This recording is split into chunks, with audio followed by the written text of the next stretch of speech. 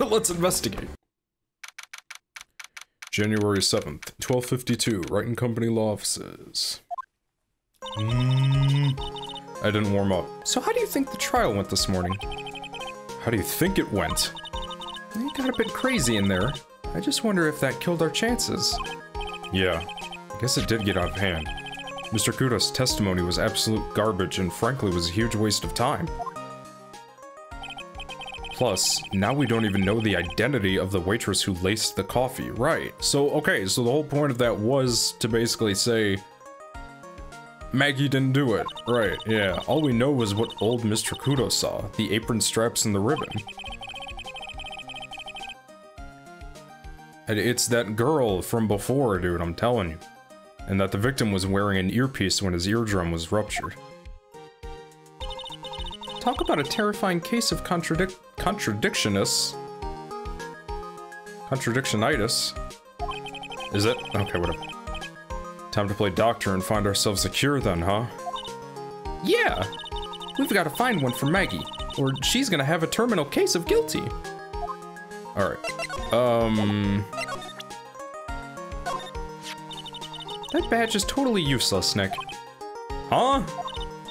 I mean, no one suspected that Scene Eop, right, Phoenix, yeah, wasn't a real lawyer. I bet he didn't even have an attorney's badge. I guess you're right. Shit. Or maybe he did have one, and maybe he switched your real one for a Fugazi. What? My badge? A fake? That's a good one, Why the nervous laughter? Aha, I knew it. Your badge really is fake, isn't it, Nick? Fuck you.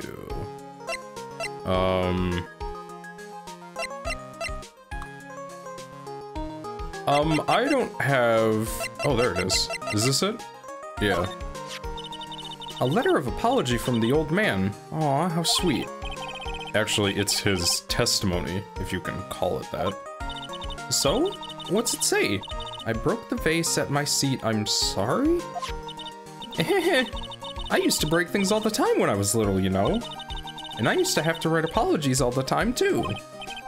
Well, Pearls and Adrian seem to have picked up where you left off. Ha ha, ha ha ha, ha ha. Oh yeah. That thing must have been in an accident. It's a total wreck. That's what the guy I met at the park was writing. And I'm betting he's the fake me.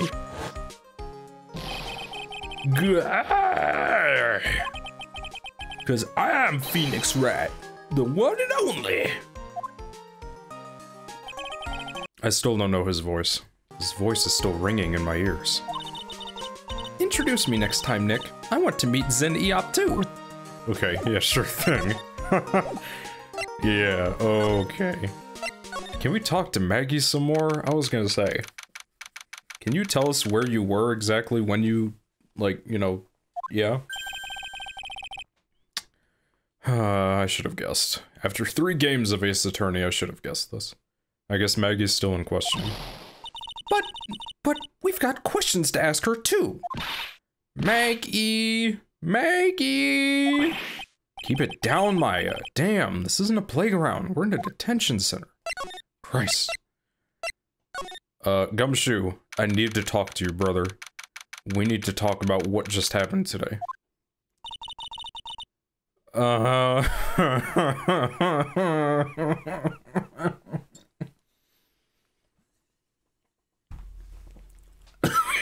my god. Looks like Gumshoe's not here.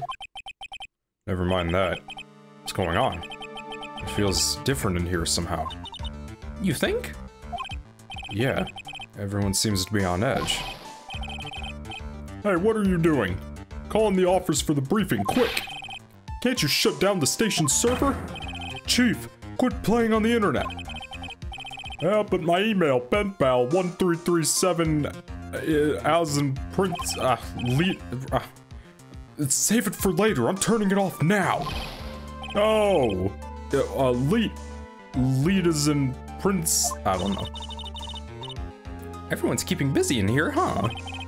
Keeping busy? More like panicking if you ask me. Something's going on. Something big.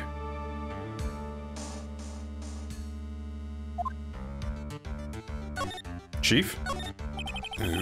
Excuse me, this must be the Chief of Detectives. Can I not ask him what's going on? Looks lost now that the power stick is... Oh my god. He looks lost now that the power to his computer has been cut. Oh well. I guess I'll just have to write her a real letter instead of an email. Alternately, you could write up some reports, just a suggestion. Dear... however you pronounce... Leet Princess. How are you? I'm okay. How was the show last night? Wow, what an awesome job. Maybe I should send in my resume and become chief. Yeah, right. That must be one of the detectives. He's mumbling something to himself. Even pickpockets can have their pockets picked. That's a keeper. I gotta go with something that doesn't sound too much like a slogan. He must be coming up with slogans for a crime prevention campaign. But I'm not sure he knows what kind of crime he's trying to prevent. That sounds familiar, actually. Okay, you know what we're doing? We are going to... Très bien. Because we have to talk to... certain sus people. January 7th, très bien. Empty as usual. Yeah, and it's lunchtime, too. I don't know who this could be. That's it. Come on, come on, come on. Hey, that sounds like... Hey! Now just call an 8, pal. Come on, I know you can. He's getting really worked up about something. No! That's the wrong number. Looks like an 8 would only have netted me $5 anyway. What a ripoff. What's the problem, Detective Gumshoe? Huh? Oh, it's you. I was just... I was just listening to the radio, pal. To the radio? Hey, Detective Gumshoe's having lunch here. He is. And he's having the twin tea set. Why? Why would you, like, suffer like this? Willingly. Oh, what can I say? Are you okay, man? You wanna talk? Yeah. Oh, this is a nightmare. How am I supposed to look Maggie in the eye now, pal? You really drove her into a corner, you know. You always blow apart my testimony.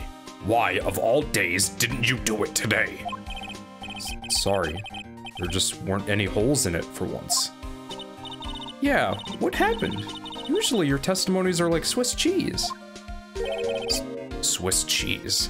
Would you have preferred crumbly, like aged Parmesan? Anyway, this case has already been ruled on. There shouldn't be any holes left to find. So, did Maggie say anything to you? About me, I mean. Well, how did she put it again? I can't believe Detective Gumshoe. I hate him, sir. I mean it. I don't ever want to see him again. Something like that. He ran away. I don't blame him, dude. I don't blame him. Dude, if I was Gumshoe and I incidentally gave testimony that not necessarily secured guilt for a love interest, but like kind of drove it that way, and she was upset, I'd run away crying too. But please, Detective Gumshoe, I didn't mean... Why? Oh, why is this happening? He's banging his head against the wall, Nick. Jesus Christ, poor Gumshoe. Not a scratch on him, too. Look how tough this man is. So, did you like the twin tea set? I've never paid that much money for lunch before, pal. I had to take out a loan from the bank just to get it. I was so nervous, my hands were shaking. So, how did it taste? Well, for 20 bucks, I guess.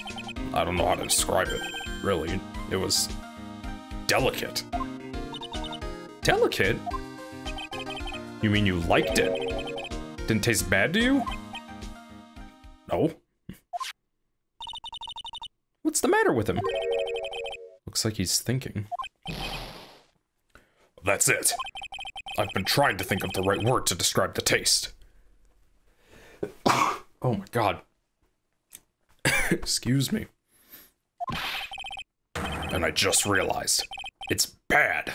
That's it. It tasted bad. It's just kind of hard to admit it to yourself when you paid 20 bucks for it, you know?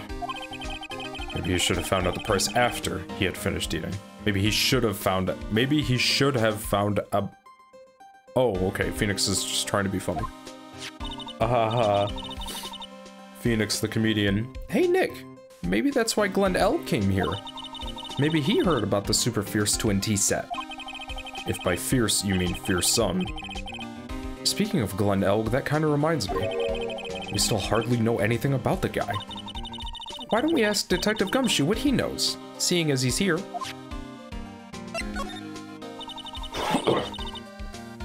Oh god, I gotta blow my nose. So what were you all excited about earlier? Huh? That's right. You said you were listening to the radio or something. Oh, that. That was nothing. I wasn't excited. Come on, Detective Gumshoe. You can tell little old me. What were you listening to? I have to blow my nose. I'll be right back. The Daily Exercise Show. What do you mean? My hair is thinning. My hair is thinning. I am no longer 25. I'm 52. Nothing, really. It was just the, Daily Exercise Show. I did not think we were going to have a psych lock. What the? A psych lock? This lunch special's lobster sure is great. Haha, got him. Why were there tears in your eyes? Oh, alright. Glen Elg? This guy was a real programming genius.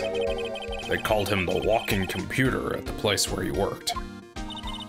What happens when he crashes, though? Does he just stop moving all of a sudden? It wasn't literally a computer, Maya. I've been with you for like years now, but your incompetence and jokes are not funny, and I'm Phoenix Wright and I have standards. Anyway, there's nothing between Baggy and the victim. Yeah, that's what we found out yesterday, too. Hey, Detective Gumshoe, don't you have any information that's a bit more fun? Fun? Oh, I know. So, have you paid a visit to where Mr. Elg worked yet? Worked yet? You might as well. His workplace? Where's that? A computer firm called Blue Screens Incorporated. That's not funny, Capcom. That is not funny after what I've been experiencing. That is not funny. Or something like that. Sounds like a real stable company. This could be fun. Okay, that joke was funny. It sounds like a real stable company. Haha, good one. This could be fun, Nick. Let's go. Computers aren't really my thing, Maya. We'll be fun. We'll be fine. I know all about that high-tech stuff. That's impossible. You live out in the mountains. I wonder about that. Yeah. It's just around the corner from this joint. You should take a look. A computer firm called Blue Screens Incorporated, huh? Well, let's go. I would not feel safe here. Sticky notes on the floor. Got some stuff under the table. Magazines. Got hella servers in the back. Oh, this music. When did this music play before? I love this music, actually. Wow, this place is so high-tech. You can almost smell the electricity in the air. It's a computer firm, Maya. They can work without electricity. They can't work without electricity, you know. Who are you? The hell? Oh, hello. I'm sorry. Access is restricted to authorized personnel only. This is a computer programming laboratory. There are far too many trade secrets that could be leaked. Wow! What secrets? Everything you see here is classified. No information can leave this building. Understood. Who is this woman? Is she even a woman? She sounds like a computer. She's like a robot from some kind of wax educational video. My name is Lisa Basil. I am just now realizing that Lisa Basil is also a palindrome, SMH. I'm the company director. Director? She's human? She seems more like a ghost in a shell.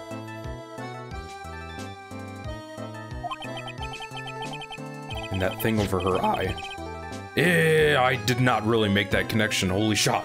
Holy shot, Phoenix. Good work. Good work, Phoenix. Isn't that the same device as Glen Elg's? Yeah.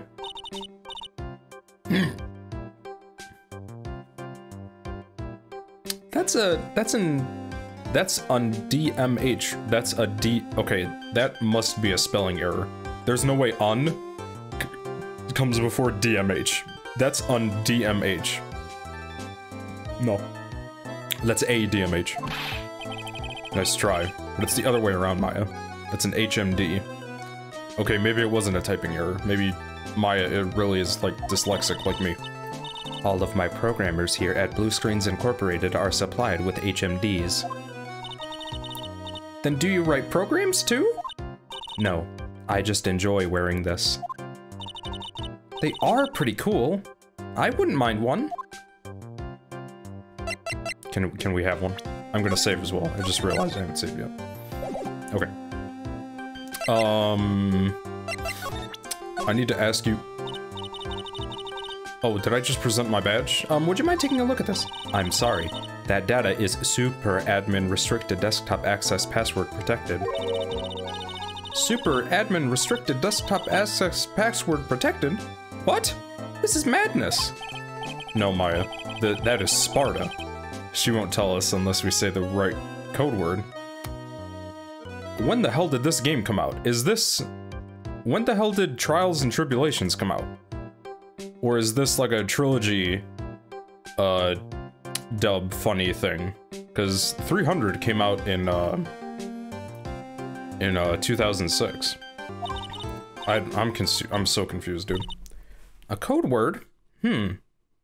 Sesame!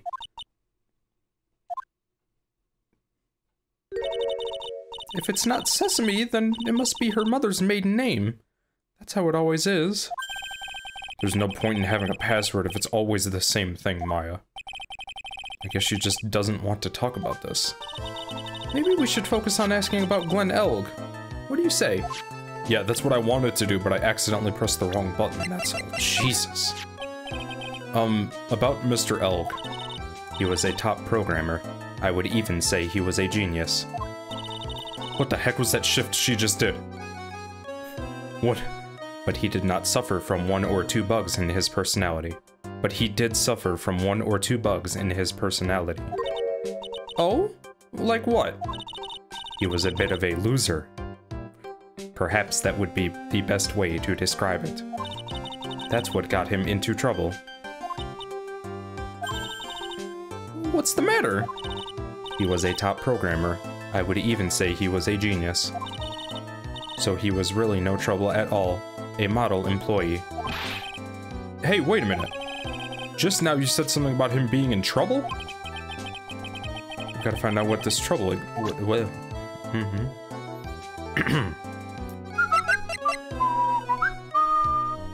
Absolutely not a robot. Are you sure about that? Oh, do you by chance know anything about Glen Elg's ear cream? I guess not.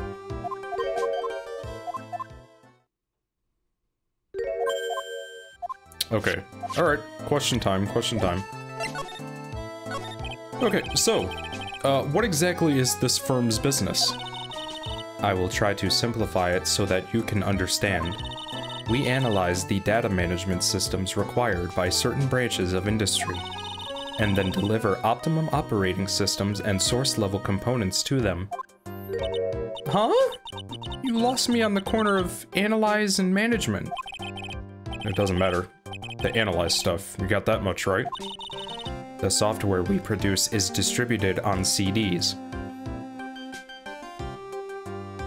CDs? Kind of like the one that Glenn Elk had in the restaurant, huh? CDs? Yes, compact disc, digital optical storage media.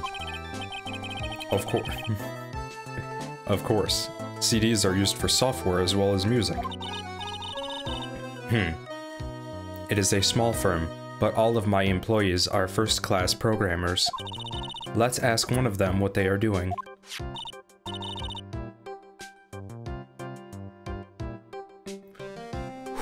This guy looks funny, dude. My face is red. I can't stand this. Excuse me, what are you working on right now?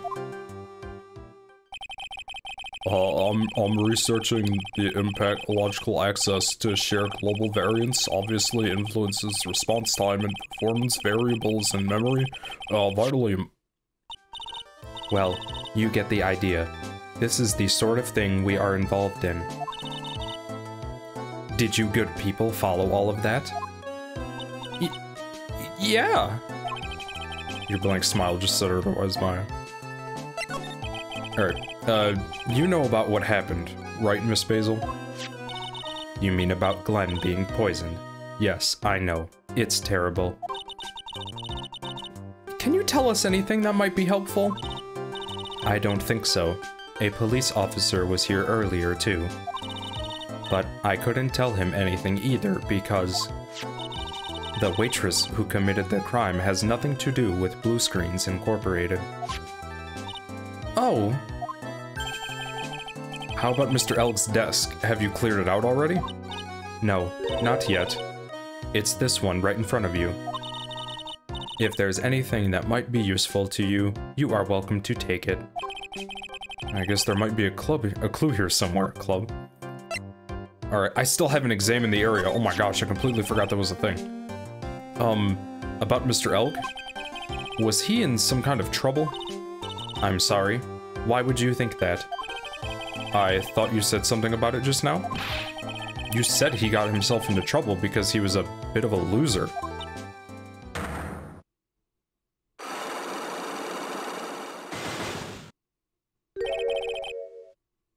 Three Cyclops? Oh my god. I guess Mr. Elg is like every other man with his own pile of secrets. Okay, examine. I'm trying to find something. Whoa! Look at this desk, Nick! What a mess! Looks pretty average to me. But you can't get any work done with everything all over the place like this. You think? Real WizKids can work under any condition, you know. Nani? She's trying to hint that I should tidy my desk more. I'll clean my desk up when Maya stops asking silly questions. No hurry then. Ha! Ha! Hey! This calendar... What about it? If this is another hint about tidying, you can forget it. Someone's marked December 3rd in red pen. December 3rd? That's the day Mr. Elg was murdered. Is there anything else? Yeah, it says, meet with the tiger. And who do we know so far in this episode that wears a tiger-esque jacket, dude?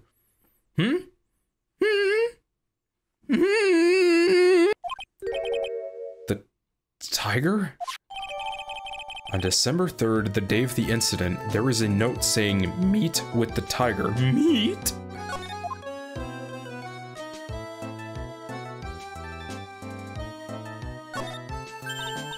Hey, look, Nick! It's a supercomputer! It looks like it's really smart and wise, doesn't it? Computers are only as smart as the humans who use them, Maya. That explains why we don't use the computer in our office. You work there too, Maya. Yeah, but at least I'm... Please, don't argue about something that's so trivial. Otherwise, the computer will laugh at you. She said she'd laugh at us, Nick. Stop. She's a human, Maya, not a computer. No.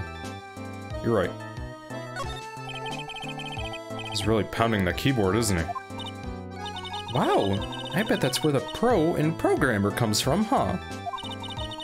I guess I shouldn't be resting on my laurels. What?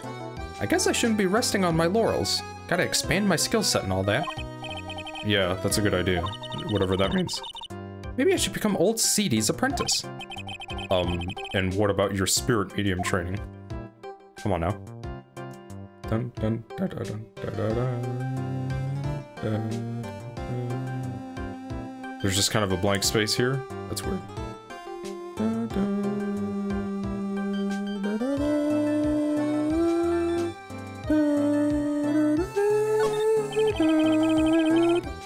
Those pillars almost look like they're moving. It's kind of unsettling. Nah, they just look a bit twisted or warped or whatever word I'm looking for. This office was designed with a futuristic feel in mind. Futuristic? Yes, we tried to imagine what things might look like in the future when we designed it. It helps to soothe and calm the soul. On second thought, I agree with you, Nick. This place is really unsettling. Yeah, facts.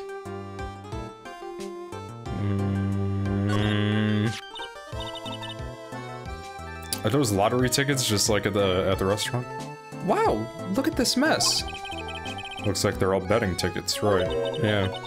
What kind of betting tickets? For betting on which horse will win a given race. They're horse racing tickets. Oh, wow! His drawers are stuffed full of these.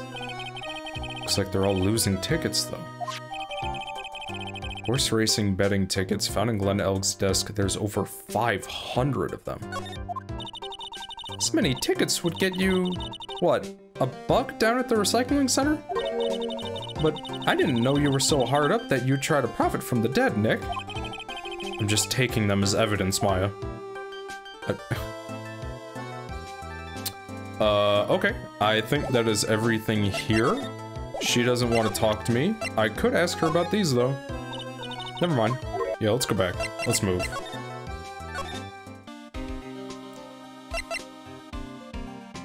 Oh, technically I haven't tried the, Cyclops yet for Gumshoe, so let me see what I'm working with here.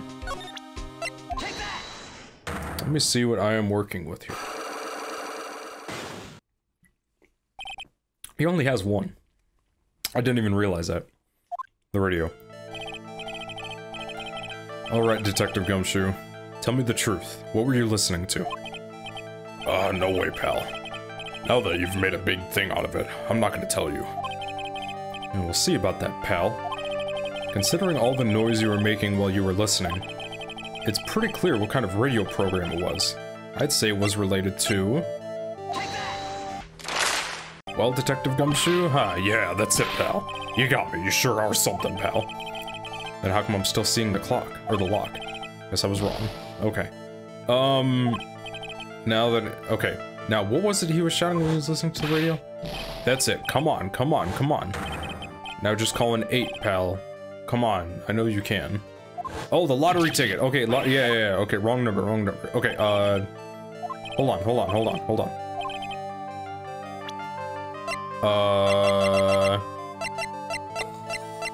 Do we not have it? Oh, there we go. Okay, God, I'm a dummy. I'm right, aren't I? You were listening to the lottery results, weren't you? You thought you'd try to win big just like Glen Elg did. It's like you can see right through me. Huh? I've cracked him up already? Excuse me? See, pal, that's what I said it was nothing. That's why I said it was nothing. Alright. Awesome, thanks. Thanks. I'm usually pretty lucky, so I figure I'd give it a try. What's with everyone in the lottery? So, how did it go? I won 50 cents. It'd be better to win nothing at all than have a lousy buck. I was so mad. Yeah, I know the feeling. Bought the same kind of ticket as Mr. Elg, see? They've got this special radio show where they announce the winning numbers. They even do the drawings live on the air. It's intense, pal. I bet that's where Mr. Elg was listening. I bet that's what Mr. Elg was listening to on the day he was killed. Yeah. What time is it now? It's just after 1:30. And are the lottery results always broadcast at the same time? Yeah. Look, I got this flyer when I bought the ticket. Millionaire Radio Flyer. Experience the most thrilling 10 minutes of your life every Monday at 1:30. Millionaire Radio? That sounds cool. I want to try it, Nick. Then buy a ticket, Maya. With your own money. Sheesh. Apparently everyone's listening to this show now. That's because everyone wants money. Facts. Like, they say that the victim, Glen Elk, was really into gambling. Yep, you can't beat gambling. I love it too. I won $500 last night playing cards with Nick. Huh? We were playing for money? Of course. So you better pay up, bitch. Ah, you're a smart one. Waiting for a cop to be present before asking for the cash. Trash. What do you think about this? Yeah, sorry. Alright. I thought you said you were going to help us. I can't help you if I don't have any info. Yeah, I suppose that's ritual. Okay. What do you think about this? No? Okay. Alright, well, I got gumshoes. That was easy. Now, honestly, let's go to the park, because Victor Kudo is either gonna... he's here. I don't see any sign of Mr. Kudo, do you? Maybe he went to buy another ton of bird seeds. He went to refill. He went to reload. I was kind of hoping he wouldn't be here anyway. At least not for now. Yeah. Besides, any more seeds today and I'm liable to turn into a real phoenix. Here he comes. He's coming. Pause. Hey, check this out. I wouldn't get too close to that if I were you. Otherwise, you might be in for a shock. My phony must be lurking someplace nearby. Just imagine. A tiger, loose in the city. Meanwhile, the real phoenix is like an abandoned chick, lost in a vast urban jungle. Huh? Don't worry. Someday you'll grow up and become a ferocious tiger, too. Don't lose hope. Why is she trying to pep talk me into becoming my phony? Pax, you've never even seen him before. Okay, well then he's not here, is he? Bro, where do we go then?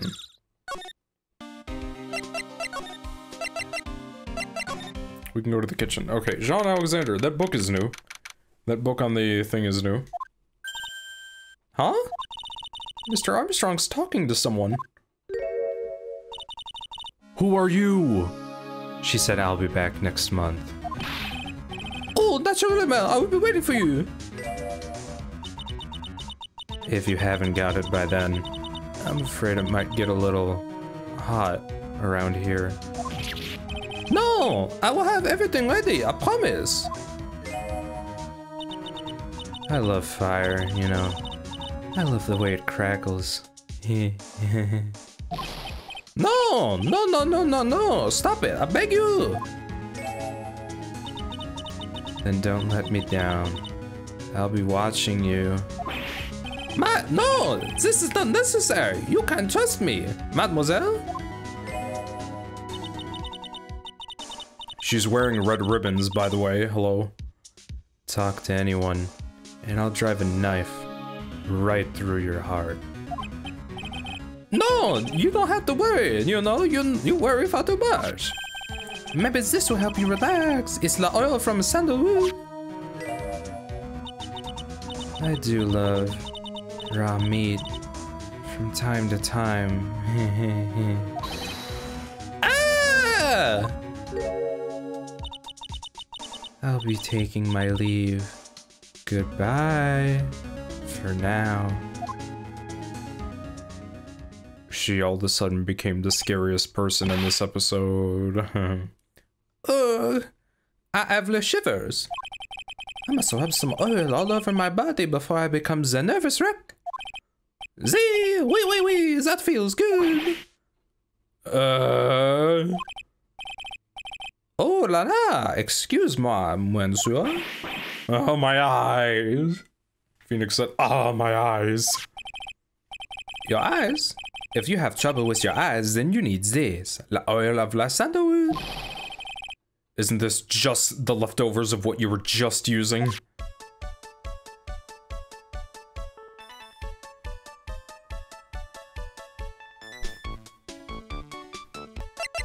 You're a pain in the ass. You don't exactly have many customers, do you, Mr. Armstrong? No, you are right, monsieur. But perhaps that is the perfect time for you to visit me, no? That way, I can give you my undivided attention and cook for you la dish supreme. Putting on a brave face, huh? That's what girls do, Nick. But you are right. Business is difficult these days. Perhaps the name is the problem. People do not understand it. They think it is Trey. Oh, Trey. Yeah. I just want people to think that my restaurant was exclusive. But they think you just serve fast food on cheap plastic trays? Nick, that's the kind of thing that can make a girl cry. Have you forgotten that Mr. Armstrong is a man, I think, Maya? But this restaurant is my life. It is everything to me. I would defend it to le final. La finale. No one will take it from me. So who the hell was that just now? Oh la la! You saw that?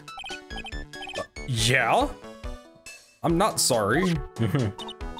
So, who was she? She looks so polite and graceful. Polite? Graceful? And she likes raw meat and fires, right? I don't want to do this again. I'll be back next month. That's true, I'll be waiting for you. If you haven't got it by then, I'm afraid it might get a little hot around here. No! No! Now that I think about it... Hey, Maya, I think it's pretty clear what kind of conversation they were having. You think so? Well, then let's show him that piece of evidence and see what happens. What? What do you mean? What piece of evidence?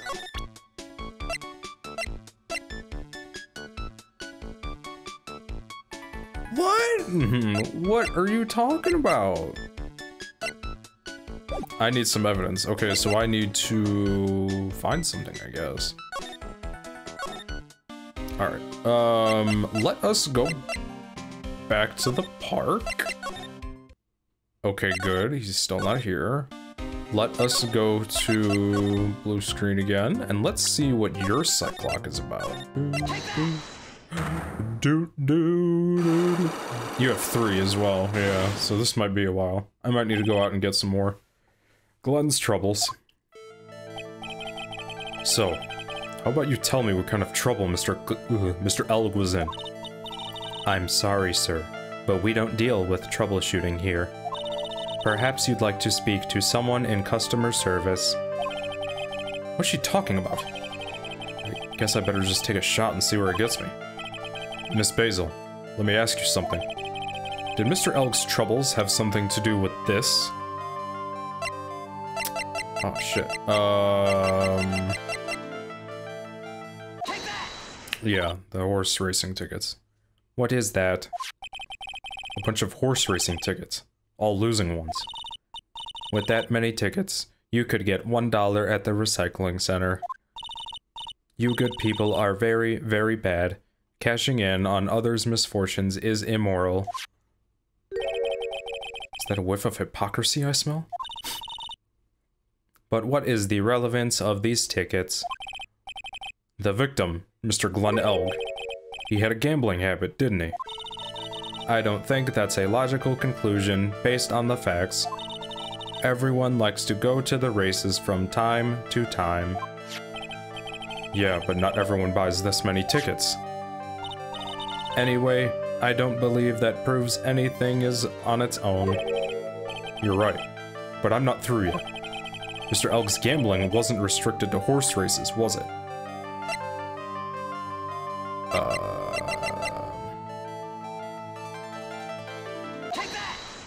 Okay, I'm on a roll here, let's go. I still haven't cracked any of the things yet, by the way. The lottery, horse racing. He bought a lot of tickets and lost a lot of times. That got to have hurt his wallet pretty bad, don't you think? I got you sweating. I love new sprites, it means I'm advancing. Maybe bad enough to be the cause of some pretty serious trouble, perhaps. No. You are right. Glenn did have a gambling habit. You good people must not follow his example. Do you understand? Trust me, even if I wanted to, I don't exactly have the money to buy any. But if you win, there's no problem, is there? And Glenn had a winning ticket, didn't he? For $500,000. Yeah, but it's hard to imagine how he could have been in trouble then, isn't it? It's true that Mr. Elg won $500,000. In the end. But that was his first stroke of good luck. He was in deep trouble before that. Deep trouble? What do you mean? Mr. Elg's real problem was with someone or something more terrifying and ferocious. God, I'm on a roll here. Mr. Elg met with someone on the day he was killed. He even made a note on his calendar about the meeting. Meet with the tiger. What is the relevance of that? That's what I'm saying. Are you trying to suggest Glenn was meeting him to discuss his debt? Yeah, that's what I'm thinking. But I have never heard about anything about this tiger before. Maybe he is not even human. Maybe he really is a tiger. I'm no programmer, but does she really expect me to buy such messed up logic? In that case, I think it's time to introduce you to the tiger. I don't have his profile. Who do I talk to? I need to go talk to Gumshoe. I don't think I have enough. God damn it. Okay. So I need his profile. There we go. I have an objective. I need his profile, so let's go get it. We never did find the contents of that bag. Guess who has it? Guess who might have it? Guess who might have it? Yeah, that's the right thing. The cabinet full of the shit. Jean Armstrong. It was medicine for Mr. Elg's ruptured eardrum, right? Yeah, we found traces of it in his left ear canal. He must have used it while he was at Trebian. We're sure of that much. Okay. We are actually going to the kitchen. We are going to examine, and we are looking here. What's this? Looks like a treasure chest or something. Wow, look at all these little bottles. Yeah, oh, they're aromatherapy bottles. Yeah, let's see. 1, 2, 3, 100. What? It's not here? Where else would it be? Bro, I need to find Mr. Tiger Zen-Eop guy, man. I need his profile.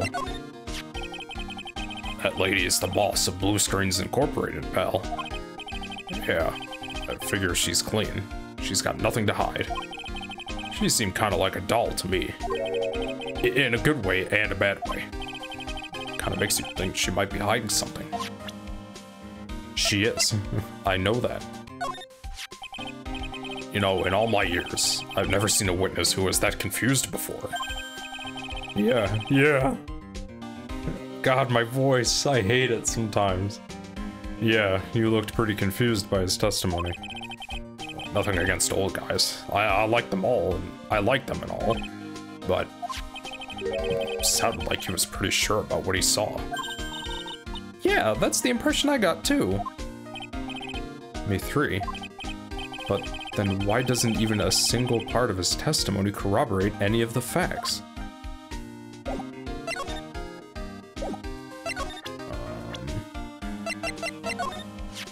Yeah, Mr. Godot agreed to take this case just so he could face you, pal.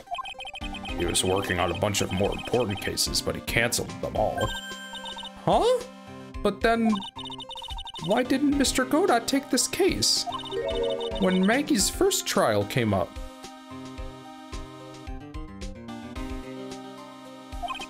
Yeah, that is kind of odd. I mean, everyone thought the defense was Phoenix Wright. Why didn't he try to fight me then? Well, according to Mr. Godot, he knew the guy was a phony right away, so he didn't want to bother with the trial. He couldn't be bothered to tell the judge? Bruh.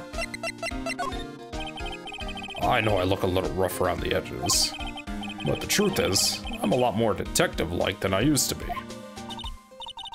Really? Like what part? Like the color of my coat. Ah, you're right. Yeah, but what about what's inside the coat? Got him. Ah, I got him. Maggie's probably crying all alone right now, huh? Yeah, thanks to you. I'm so sorry. I'm so sorry. Maya, don't touch poor Gumshoe's feelings like they're cups of cheap creme brulee. You're really crazy about Maggie, aren't you? No. I'm not. It's not that I. You don't have to hide it, Gumshoe. It's pretty obvious. Come on, man. Yeah, you're way too plain looking for Maggie, right? I'd arrest you right now if you weren't so right.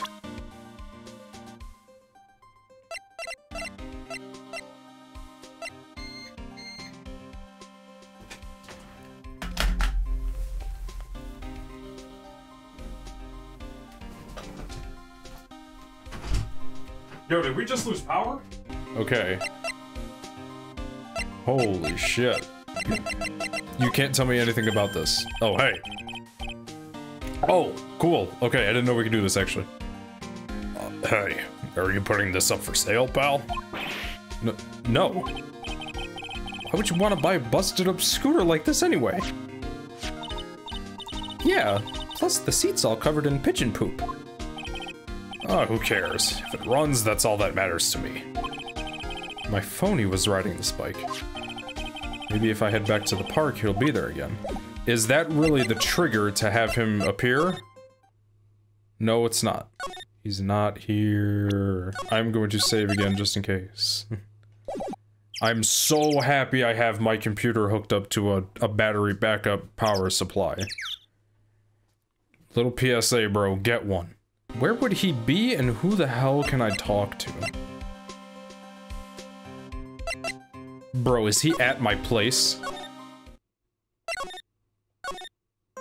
Oh, thank God. You know what? No. You know what? I should go to Detective Gumshoe and talk to him about everything that we got as new evidence today. I've had that problem before. So I need to show him this. Never mind, what do you think about this? Oh, I can't discuss what I don't know about.